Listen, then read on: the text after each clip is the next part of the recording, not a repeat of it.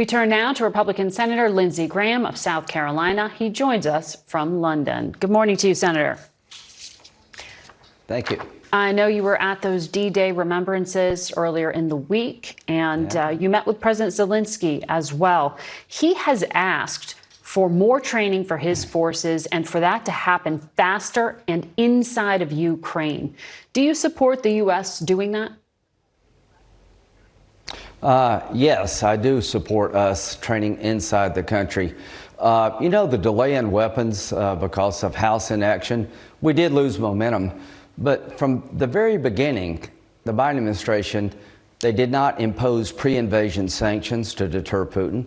They didn't give weapons to Ukraine early on to deter Putin.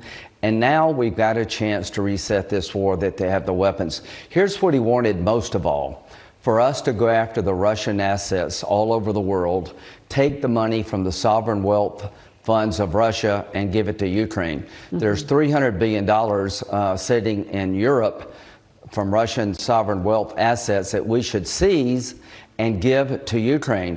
We have Russian money in America we should seize. We should make Russia a state sponsor of terrorism under U.S. law. When I suggested that to President Zelensky, he lit up like a Christmas tree.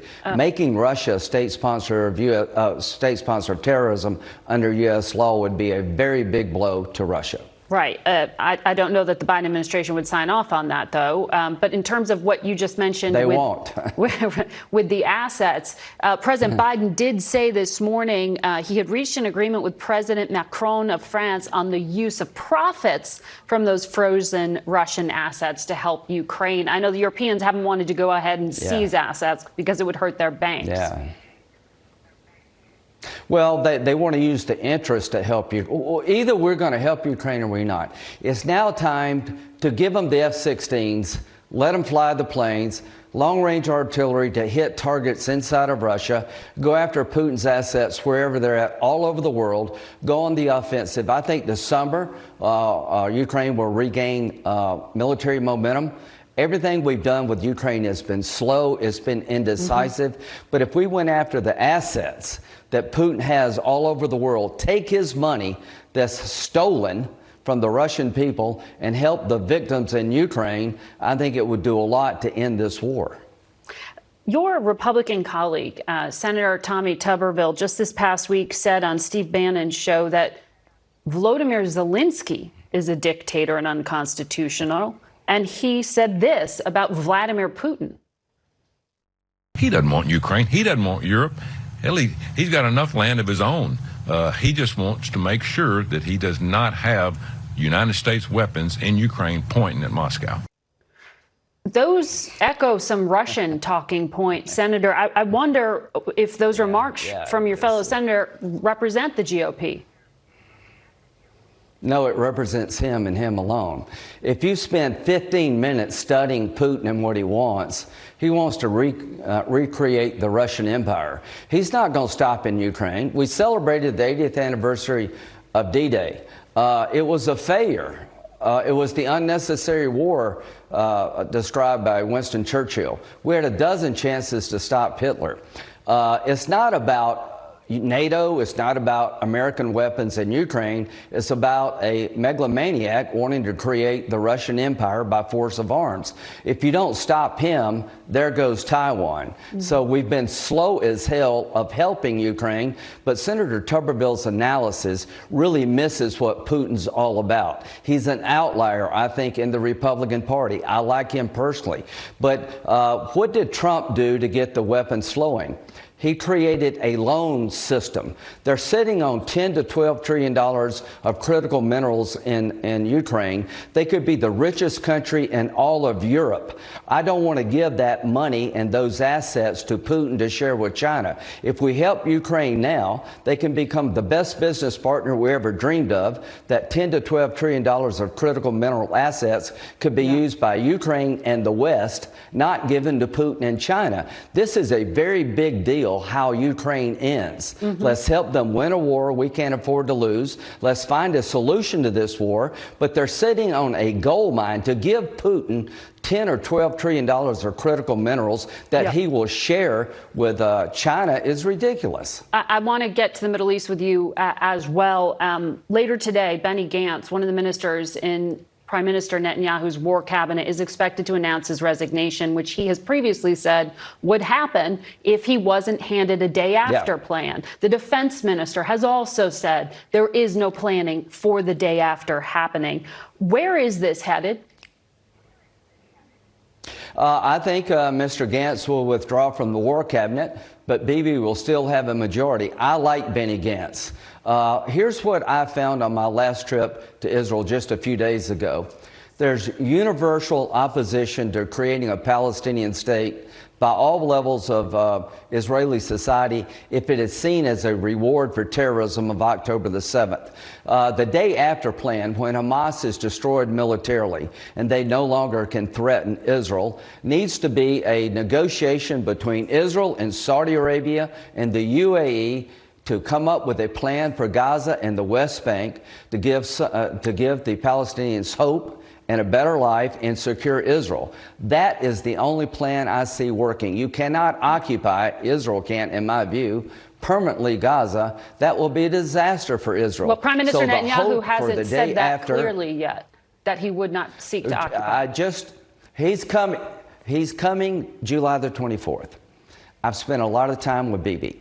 He is right to want to make sure there will be no stop to this war until Hamas is destroyed militarily and cannot threaten another October 7th. I've had very detailed discussions with the Prime Minister and with the Crown Prince and this administration. I believe there will be forming in the next week. I want to talk to you more about this. There will be a plan coming about. All right, we have to talk more about this on the other side of the commercial break, though, so just give me a minute or two and we'll be right back. Welcome back to Face the Nation. We return to our conversation now with South Carolina Republican Senator Lindsey Graham. Senator, thank you for staying through the break for us. Before we went to it, you said by July 24th, when the Prime Minister of Israel is here in Washington to address the joint session of Congress, you do expect a plan for the day after. Do you expect, given the limited amount of time left, that there will be normalization with Saudi Arabia and Congress will be able to vote before the election? I think it's still possible, but the administration's taken months to negotiate the defense agreement between Saudi Arabia and the United States, holding it over Israel's head regarding Rafah. I think we're almost there. One thing I got from this trip was that they still don't have the weapons they need in Israel to finish off Hamas. So they're going to be sending me a list of weapons that are being slow walked. So I'm going to bring that up. But yeah, I think we can still do this. July the 24th will be here before you know it. Hopefully major military operations will be over against Hamas if we give Israel the weapons they need. And we can sit down and talk about a vision for Gaza and the West Bank that will give security to Israel, hope and prosperity for the Palestinian people, with Saudi Arabia and the UAE involved. So that is my hope, that is my belief, and I want to help where I can. We'll see if that vote can be taken. But, sir, you just mentioned U.S. military aid. Our poll out today shows a majority of Americans, 61%, say the U.S. should not send Israel weapons. 6 in 10 says Israel should stop or decrease its military actions in Gaza. Isn't it time for this war to end now, given that the tide of public opinion is turning against Israel? I think it'd be the biggest mistake we could. I criticize Senator Tuberville for his view of Ukraine. Let me be straight with you. Hamas would kill everybody here if they could get here. Israel's not our enemy. They're our ally. Well, they can't because they're pinned down over there. I want them destroyed so they can never come back to hurt Israel or us. Hezbollah is alive and well. So to those Americans who believe pulling the plug on Israel now makes us safer. You've missed a lot. Radical Islam wants to slit the throat of every Jewish person and your throat too. So no, I want to give weapons they need. The administration's withholding weapons. Trump was a great ally of Israel. If he wins this election, he'll have another great ally. I appreciate what President Biden's doing, but it's all been so slow. So if you don't, Iran, here's the big takeaway from my trip. The IDF chief told me he's never been more worried about a nuclear breakout regarding the Iranians than he is right now. He thinks we've lost deterrence. He's asking for joint military operations with the United States to convince Iran not to dash toward a nuclear weapon. These are the most dangerous times since the 30s. Don't make the mistakes of the 30s. Senator Tuberville said, give Putin what he wants. Yeah. Well, that's what we did in the 30s. That didn't work out. Pull the plug onto Israel. That didn't work in World War II. It's not going to work now.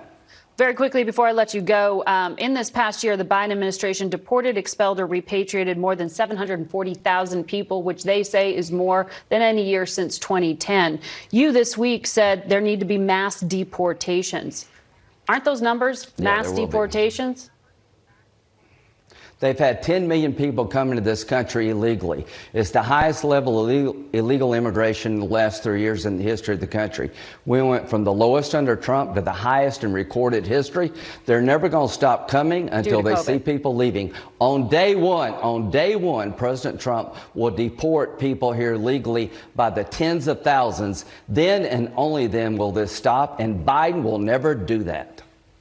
Well, you also know that Congress would have to provide the resources to do that to Immigrations and Customs Enforcement, and they say they don't have the manpower or the money to do any of that.